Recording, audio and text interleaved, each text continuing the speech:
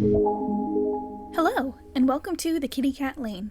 My name is Lane, and today I'm going to be talking more about my dragon story. But first, excuse me just a moment while I get changed into something more appropriate. That's better. Now I'm ready to go over some lore, and the premise of the story, and overall just gush over my childhood obsession.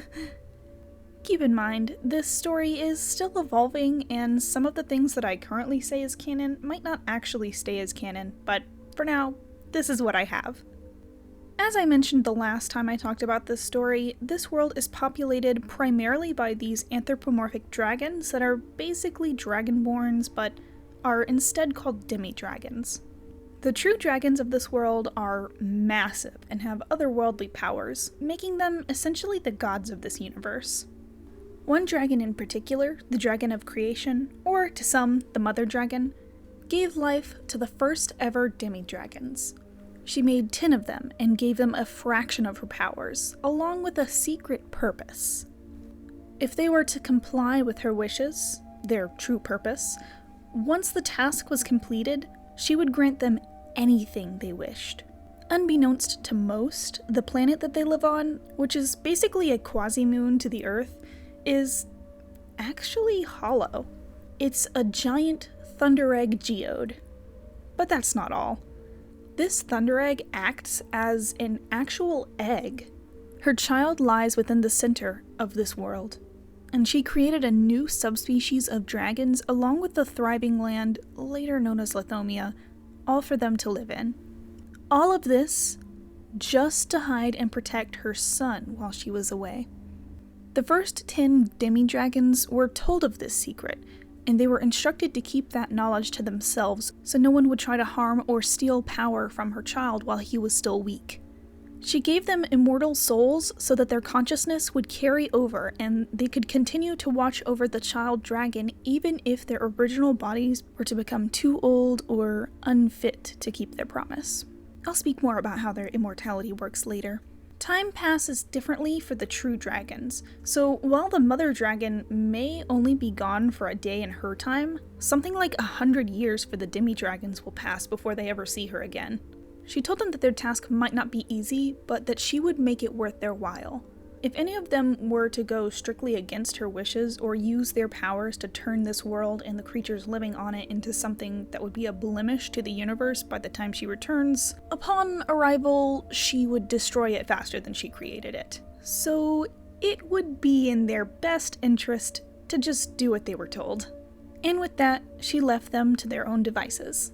The group was an odd but sensible bunch. Some were cautious, but still agreed that they would follow along with the wishes of the mother dragon.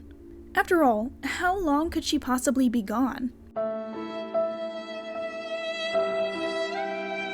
Together with their gifted powers, they carved a crater deep enough into the earth to have access to the child dragon, and formed enormous mountains around the entry site to ward off any unwelcome guests. The demi-dragons had many powers that they learned how to harness, and they later found that their offspring would gain these powers as well.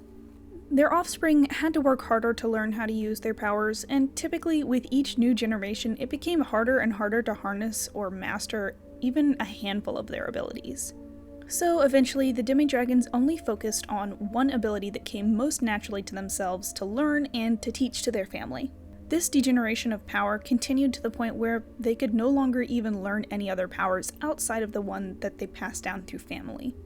In the modern day, each demi-dragon has their own special soul-bound power that they can tap into if they find their inner strength to learn and control it. Usually between the ages of 8 to 10, a demi-dragon will feel a connection to their power and can start discovering which parent's ability they have taken after. But some unlucky demi-dragons never feel their soul connection or are unable to find the strength to truly reach their full potential. The original 10 are more strong in spirit than any other demi-dragon has ever been. Even still, their main ability is that of their soul's immortality. If one of the 10 were to die of old age or meet an early demise, their soul would be ejected from their body and would be drawn to the nearest empty vessel that is in livable condition. As an example, after being ejected from their old body, their soul could take residence in the body of an elderly man who had just recently suffered from a heart attack, so long as his soul has already moved on. The arrival of the new soul would jumpstart the body into working, even if that body is not in a very stable condition.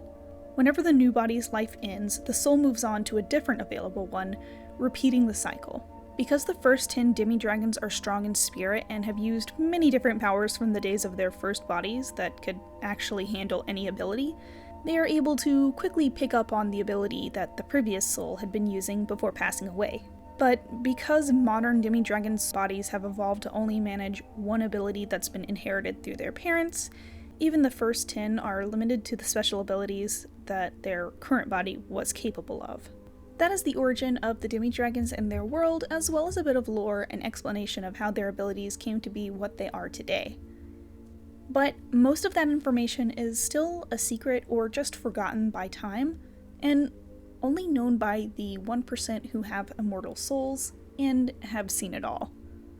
In fact, I actually start the story with a group of friends whose main concern is getting strong enough to challenge and defeat the current ruler over Lithomia, and in doing so, in the war that's been going on for the last decade and a half, and ongoing discourse that has been persisting for nearly a century.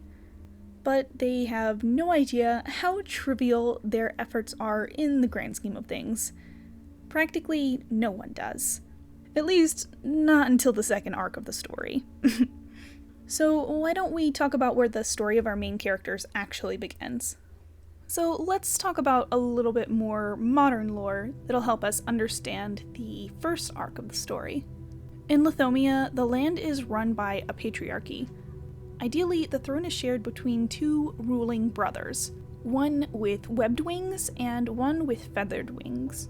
Even if one brother is the main ruler and the other is just a figurehead, this keeps the majority of the demi-dragons, the webbed and feathered ones, happy. As for the insect-winged demi-dragons, with their more delicate wing structure and smaller population, they usually keep their thoughts to themselves in hopes of maintaining peace between all of the wings, or at least a mutual neutral agreement. Especially now that within the last century, a deeply rooted rivalry turned hatred between webbed wings and feathered wings has slowly been dividing the demi-dragons further apart. Small fights among families turned into fights between towns, and that escalated between fights across lands, and eventually across the nation. Tensions were high, but kept at bay in recent years under the co-leadership of ruler Foy, a well-spoken and charming feathered-winged demi-dragon who spoke from his heart, and in turn related to the masses, and his brother Gorkum, a no-nonsense, firm-fisted webbed-winged demi-dragon who the council turned to for the more tactical and difficult decision-making behind the scenes. The stark differences between the two brothers balanced each other out quite well. However, one day when ruler Foy returned to the palace after a long day of socializing with the common people of his kingdom, he went to bed feeling unwell and never woke up. He died young before he could even have a child of his own. At least, that's what the public was told. Without an heir to Foy's name, Gorkum had to step up and become the sole ruler over Lithomia. He lacked his brother's charm and connection to the common demi-dragons across the land. By keeping to himself in the palace, the masses were quick to call him a recluse and criticizing his leadership along with what role he might have played in the mysterious death of his brother. It didn't help that he was not interested in having a kid. That meant that ruler Gorkum, for the foreseeable future, would be the sole ruler. This was the breaking point for many of the demi-dragons, and it rekindled flames of hatred that had been waiting for just the right reason to spark up again. With the demi-dragons now at each other's throats more than ever, and the disobedience and retaliation towards the ruler becoming more obvious by each passing day, ruler Gorkum decided to fight violence with more violence. He declared a full-on war against the demi-dragons who were against his rulership. Years passed as the war raged on, and now ruler Gorkum has nearly become a dictator over Lithomia, striking fear into the council that once trusted him and the kingdom that once followed and looked up to him. Now, something like 18 years after Ruler Foy's death, there is talk of an heir, the son of Foy and his secret lover. Ruler Foy's two most trusted guards, who knew of his mistress's egg, were instructed to take it, discard it, and never speak of it again. Not being able to bring themselves to destroy the egg, and knowing that Foy would want to meet his child again someday, they went against their orders and left it in the care of an orphanage. This was not long before Ruler Foy's untimely demise. Those same two guards stepped down when their ruler died, and together agreed to keep quiet about the heir until he was of age to make his own decisions and fight his own battles. If the public or ruler Gorkum knew that the heir of their past ruler was being raised in an orphanage, his safety and free will would be compromised. So they waited until he was nearing adulthood before they sought him out to tell him the truth. Now, with new hope after the reveal of the lost heir, many demi-dragons think that this son could be the light at the end of the tunnel, that he might be able to put an end to Gorkum's rampage. This heir, Tormy, is soon faced with the fact that ruler Gorkum is not willing to share the throne with anyone, and will not go down without a fight. The only way to end the war and bring peace to Lithomia is for Tormy to challenge and defeat Gorkum. Although Tormy is quite skilled with weapons, his ability leaves room to be desired. He's fast. That's pretty much it. Will that be enough to aid him in his battle with the powerful ruler Gorkum?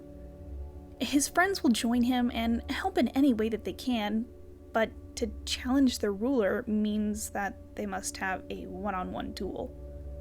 So the fight is really up to Tormy. And wait, what's this? We have breaking news. The rules prevent the usage of any weapons that are not one with a demi-dragon's body or soul? It's a fight of raw powers and abilities? There's no way this fight is going to end well. But I guess you'll just have to wait and find out another time, because that's all I'll be sharing in this video. Please let me know your thoughts in the comments below, and thank you so very much for taking a walk down the kitty cat lane with me. I hope you all have a wonderful rest of your day. And here's the secret kitty of the day. Bye bye.